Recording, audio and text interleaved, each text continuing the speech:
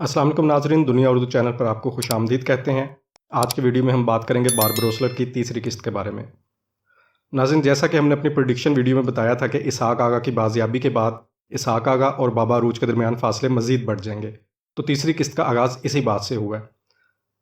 इन तूफ़ान से छुटकारा हासिल करने के बाद बाबा अरूज इसहाक आगा को सिकंदरिया जाने का मशवरा देते हैं और कहते हैं कि आपके ज़ख्म ताज़ा हैं, हमें फ़ौरी किसी तबीब को मुआयना करवाना चाहिए। मैदली यहाँ से काफ़ी दूर है जबकि सिकंदरिया नज़दीक है। हमारे पास जहाज़ भी किसी की अमानत है, वो हमें लौटाना है, लिहाजा आप हमारे साथ सिकंदरिया चलें। तबीब को मुआयना करवाने के बाद हम इकट्ठे मैदली जाएंगे, जहाँ हम भाभी की कब्र पर दुआ के लिए भी जाएंगे। मगर इसहाक आगा बाबा अरूज का हाथ झटक देते हैं और कहते हैं, मेरा तुम्हारे साथ कोई रिश्ता नहीं। तुमने डिस्पीना की खातिर जाते हुए हमसे मिलना भी गवारा न किया और इन कश्तियों को ही अपना माना। हमारे ख़ानदान के लिए मुसीबतों का बाइस बने, जाओ और बहरी कज़ाकों के सरदार बनो, बाबा अरूज कहलाओ, तुम मेरे भाई बन ही नहीं सकते। जो हमारे बाबा के घर से भागकर लुटेरे बनने चले गए वो मेरा ख़ानदान नहीं हो सकते। इसहाक आगा खिज़र को कहते हैं कि मुझे मैदली ले चलो, अगर मैं मर भी गया तो अपने ख़ानदान के साथ दफन होऊंगा। खिज़र इन्हें ले जाते हैं जबकि बाबा अरूज और इलियास वहीं रह जाते हैं। पेतरो, जो ज़ैनब के घर के बाहर छुपकर देख रहा है, वो डीगो को बताता है कि घंटी में धमाका करने वाले लोहार की मदद करने वाली लड़की और अयूब का बेटा हमज़ा दोनों यहीं पर हैं, जबकि एक आदमी और भी है जिसका चेहरा मैं देख नहीं पा रहा। पेतरू इन्हें मारने के लिए गन निकालता है, मगर इसी दौरान दरवेश बाबा मुड़कर देखते हैं जैसे कुछ तलाश कर रहे हों। पेतरू की नज़र दरवेश बाबा पर पड़ती है तो वो बुरी तरह से हैरान हो जाता है, जैसे इसे अपनी आंखों पर यकीन ना हो कि इसने क्या देख लिया। वो झाड़ियों में पीछे हटता है तो इसकी आहट दरवेश बाबा को भी सुनाई देती है। वो ज़ैनब को अंदर भेज देते हैं और कहते हैं कि यहाँ शायद हमें कोई देख रहा है, तुम अंदर जाओ। ज़ैनब अंदर जाकर दरवाज़ा बंद कर लेती है तो दरवेश बाबा इन्हीं झाड़ियों की तरफ देखने जाते हैं, जबकि पेतरू और डेगो वहाँ से गायब हो जाते हैं। दरवेश बाबा इस जगह पहुँचते हैं तो उन्हें दरख्त की टहनी टूटी हुई नज़र आती है, जिससे वो समझ जाते हैं कि यहाँ यकीनी तौर पर कोई शख्स इन्हें देख रहा था, कोई था जो जासूसी कर रहा था।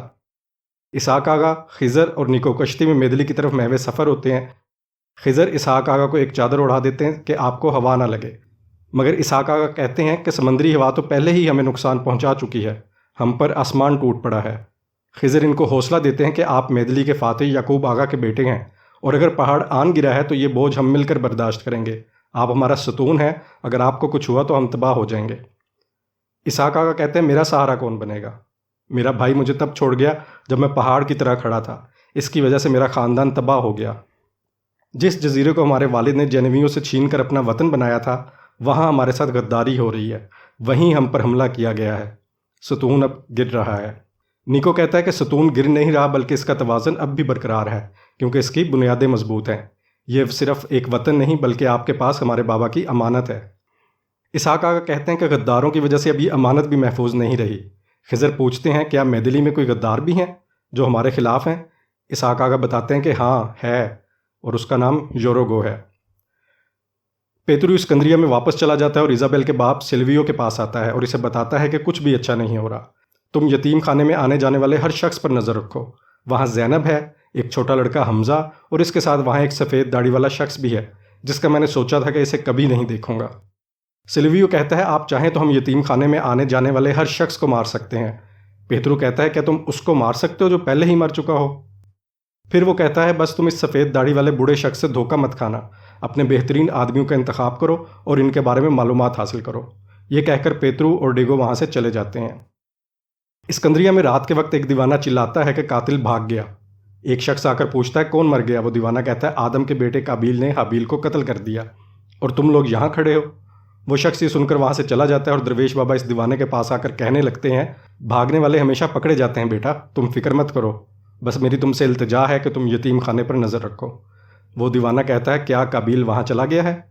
वहाँ बच्चे हैं, वहाँ कातिल नहीं हो सकते। दरवेश बाबा कहते हैं, तुम वहाँ से कातिलों को दूर रखने के लिए जाओगे। ये कहकर दरवेश बाबा वहाँ से चले जाते हैं, जबकि दीवाना चिल्लाने लगता है, कातिल बंदों से भाग भी जाएं तो अल्लाह से नहीं भाग सकते। डेगू पेतरो से पूछता है कि यतीम खाने में तुमने किसे देखा जो तुम यूं खामोश खड़े हो? पेतरू कहता है, वो एक राज था जो सामने आ गया, देखने में महज एक मुसलमान दरवेश है, मगर मुझे लगता है कि ये वही है जो दुनिया का सबसे ख़तरनाक शख्स है।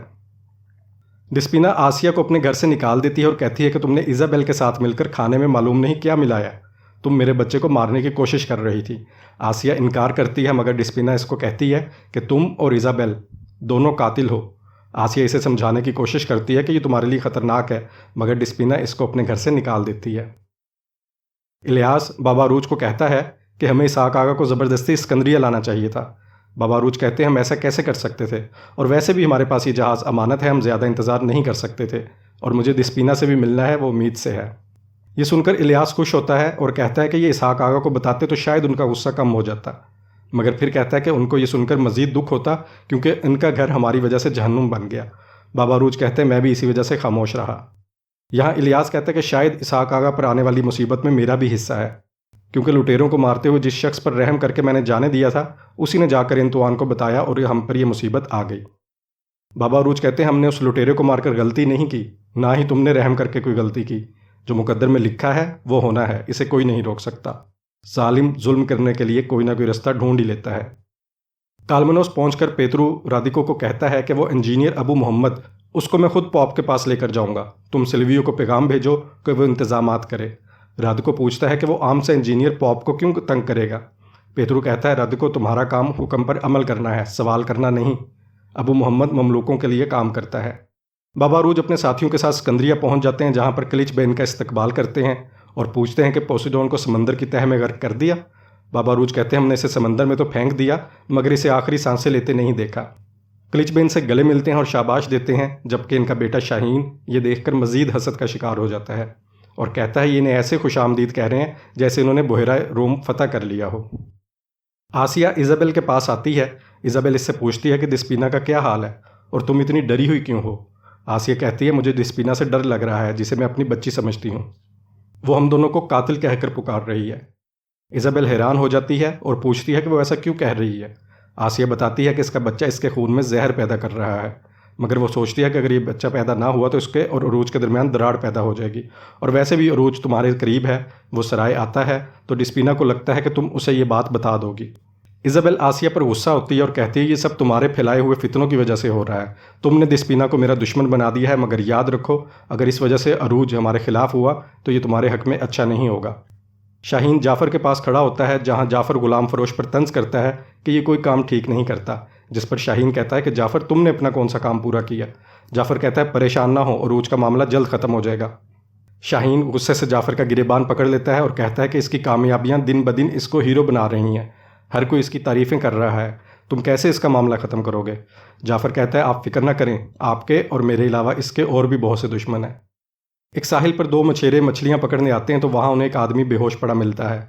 वो कहते हैं शायद ये नशे में है, ये मुश्किल सांस ले रहा है, खुशकिस्मत हुआ तो ज़िंदा बच जाएगा। ये कहकर दोनों मछेरे इस आदमी को उठाकर अपने साथ ले जाते हैं। इलियास बाबा अरूज को कहता है कि हम आपके बच्चे के लिए कुछ ख़रीद लें, हमें खाली हाथ घर नहीं जाना चाहिए। बाबा अरूज कहते हैं कि इंतज़ार करो, बच्चा होने के बाद देखेंगे लड़का है या लड़की, फिर ही ख़रीदारी करेंगे। इलियास कहता है मैं कपड़ों की बात नहीं कर रहा, हमें लोहार से कोई अच्छी सी तलवारें ख़रीदनी चाहिए, क्योंकि आपका बच्चा भी आपकी तरह शेर होगा। इतने में दोनों को शाहीन की आवाज़ आती है और वो कहता है कि मुझे खुशी है तुम बाप बनने वाले हो। इलियास कहता है मैं सिर्फ मजाक कर रहा था, लड़का हो या लड़की बस अपने बाप के काबिल हो। वो शाहीन पर तंज करता है जो बिल्कुल भी क्लिच बे की तरह नहीं है। शाहीन कहता है कि मैं अभी जवाब नहीं दूंगा, मुझे मालूम है कि तुम पर मुसीबत टूटी है, मुझे भी इसका दुख है, लेकिन याद रखो जो इस समंदर के काबिल नहीं, ये समंदर उसे कुचल देता है। इलियास कहता है कि अगर तुम्हें लगता है कि हम इस समंदर के काबिल नहीं, तो एक बार इस समंदर से एंतुआन के खात्मे के बारे में पूछ लेना, वो भी ऐसा ही समझता था। शाहीन कहता है मुझे औरों के जैसे मत समझना, अगर तुम्हारे ख़ानदान को मज़ीद कोई नुकसान पहुंचा तो तुम्हारा ख़ानदान ये बर्दाश्त नहीं कर पाएगा। इलियास ये सुनकर शाहीन को गिरेबान से पकड़ लेता है, मगर बाबा अरूज इसे रोकते हैं और शाहीन को कहते हैं कि हम विरासत में मिलने वाले जहाज़ों पर समंदर में सफ़र नहीं करते, बल्कि हमने अपनी साख खुद बनाई है और हम अपनी साख के साथ सफ़र करते हैं। शाहीन कहता है जो यूनिता के सिक्के अपनी जेब में लेकर घूमते हैं इन्हें ख्याल करना चाहिए, अब तुम्हारे दोस्त और दुश्मन वाजे हैं। बाबा अरूज कहते हैं ओनिता की फ़िक्र तुम मत करो, बस ये याद रखो कि समंदर में सिर्फ मैं और मेरा भाई होगा, और जो परिंदा हम पर हमला करेगा वो जान ले कि वो अपना सर खुद खो देगा। अब देखते हैं क्लिच बे के बेटे तुम कैसे शाहीन हो। दिस्पीना घर में बैठी बाबा अरूज का इंतज़ार कर रही होती है। इतने में इलियास और बाबा अरूज दोनों घर आ जाते हैं, मगर इनके चेहरे उतरे हुए होते हैं। दिस्पीना पूछती है आप उदास क्यों हैं। बाबा अरूज कहते हैं कि बस हम कुछ खा नहीं सके इसलिए थके हुए हैं, मगर तुम्हारा रंग क्यों पीला पड़ रहा है। दिस्पीना इलियास की तरफ देखती है। बाबा अरूज कहते हैं कि इसे मालूम है, मैंने रास्ते में बता दिया था। इलियास कहता है भाभी जब मेरा भतीजा आएगा तो मैं इसको तलवार चलाना सिखाऊंगा और वो अपने बाबा की तरह बहादुर होगा। बाबा अरूज कहते हैं ये भी तो हो सकता है कि बेटे की बजाय बेटी हो जो अपनी माँ की मदद करे और अपनी माँ की तरह ही खूबसूरत हो। मेदली में इसहाक आगा अपनी बीवी और बच्चों की कब्र पर दुआ करने आते हैं और कब्र पर पानी का छिड़काव करके वापस मेदली चले जाते हैं। दिस्पीना का बाप योरोगो भी मेदली ही में मौजूद होता है, जो अपने साथ 2 मुहाफिज रखे हुए है और वो काफ़ी डरा हुआ होता है। इतने में इसहाक आगा की नज़र योरोगो पर पड़ती है और वो योरोगो को देखकर दूर से इसे ललकारते हैं।